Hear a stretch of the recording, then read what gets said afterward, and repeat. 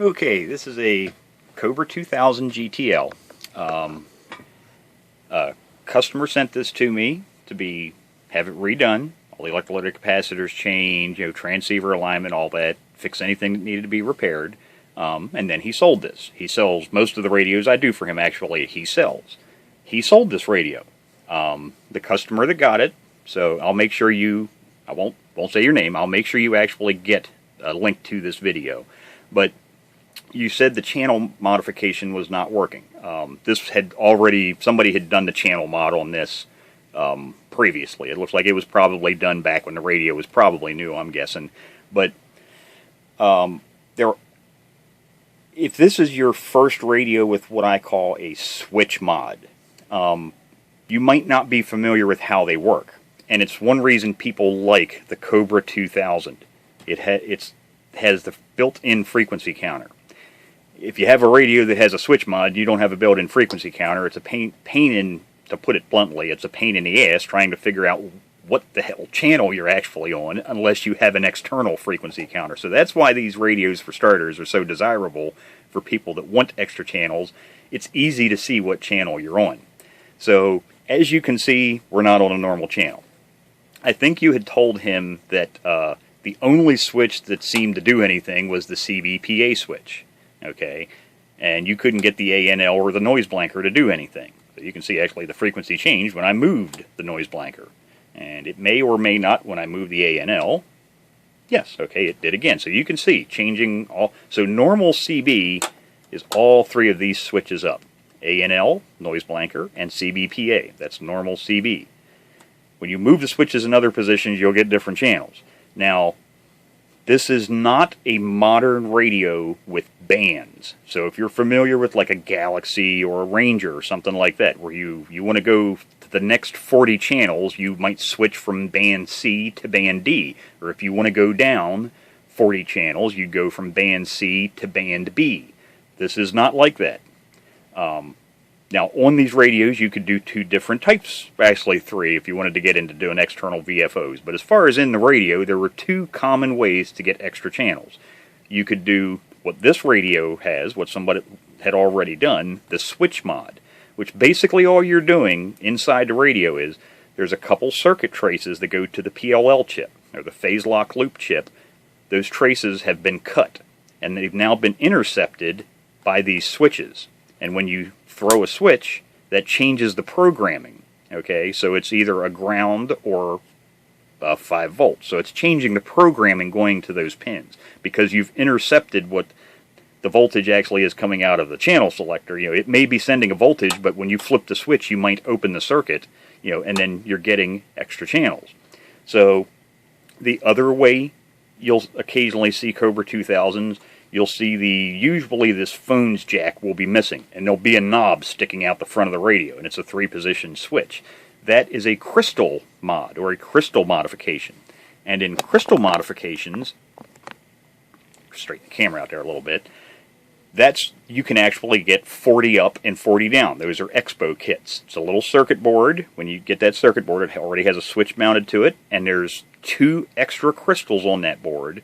And then there's an empty socket. So what you do is you take a crystal that's already in this radio out, you stick that crystal in the empty socket on that little board, you install that in the radio, and then run 2 wires over to where that crystal was removed. And then what you do is, the center position is the normal CB channels, you flip it left or low for 40 channels down, or you flip it up for 40 channels high. But like I say, that's an extra board that has extra crystals on it. So those were the 2 popular ways back in the day of doing crystal modifications. This one has the most popular because it didn't really cost you anything other than going in and doing some circuit modifications and a little bit of wire to these switches. So depending on what channel you have to understand, this is not a straight 40 up, 40 down channel mod. You're going to get a shitload of extra channels, but it greatly depends on what positions you have these switches in. Channels will repeat. You'll have normal CB channels in some positions. It may have normal CB channels, and then all of a sudden it may jump up, a couple hundred kilohertz. You'll have to play with, and that's where you'll hear people say you need a channel map. So you just go through and try all your channel positions and write down what channels are in with switches and what positions to get, you know, the different channels. Like I say, the advantage of the Cobra 2000, it has the built-in frequency counter, so you really don't need that. It's just a matter of flipping switches to get to the channel you want. But, so, you know, like I say, normal CB is all three of these switches up the way this one is modified, because this has a 3-switch mod.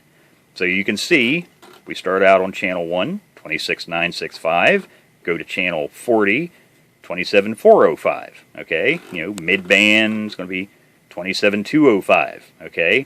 But as soon, you know, if we flip a switch, you can see the channel. Now, I think when that switch is flipped, every channel will be a different frequency. So you can see it starts out at 27605, but by the time you get up to the top end, 40, it's gone up several megahertz. So you can see it's added lower channel, or it's added, you know, channels here, and then you'll get to a point where you're going to get into the 28 megahertz range, okay? But then if you flip another switch, you can see at channel 40, it's 27.725. Flip that switch, now you're back to that 28045. So it's, you know, but that's a repeat. I think that was a repeat channel from that 725. I think we had that before.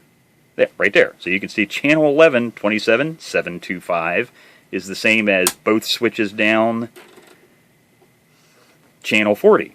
So it repeated. Like I say, you were changing the programming, so it's all kind of out of kilter. But, you know, flip another switch. There's another, you know, another pin has been intercepted now, and you're changing the programming to it, so you can see the frequency changed once again. Okay? So it's just a matter of playing with these switches to get, you know, to different channels.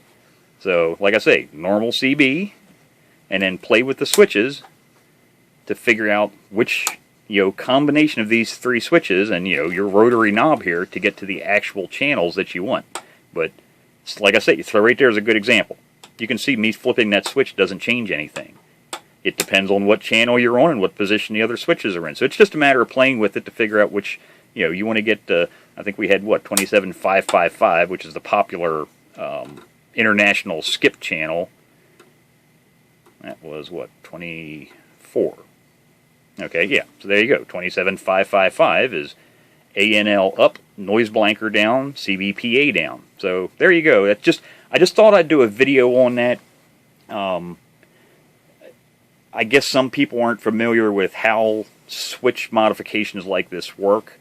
You know, people that do them themselves, of course, you know, if they're doing the mod themselves, they're obviously going to know that. But if, you know, if you're just buying a radio that has it already done, you may not be familiar with that. So, like I said, I thought I'd do a little video to show how they actually work, and that it's not an even, it's not normally going to be an even 40 channels up, or, you know, the next 8, you know, the next bank of 40. It doesn't come in banks of 40 extra channels, you know, either up or down.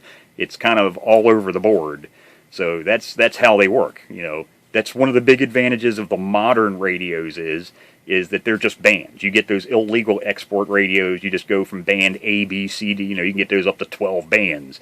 But of course, the modern radios don't have the performance that these older radios had. That had, you know, especially on receive, had much better filtering. So they're a lot quieter at receive. So there you go. There's just a quick overview of how switch mods work on older radios.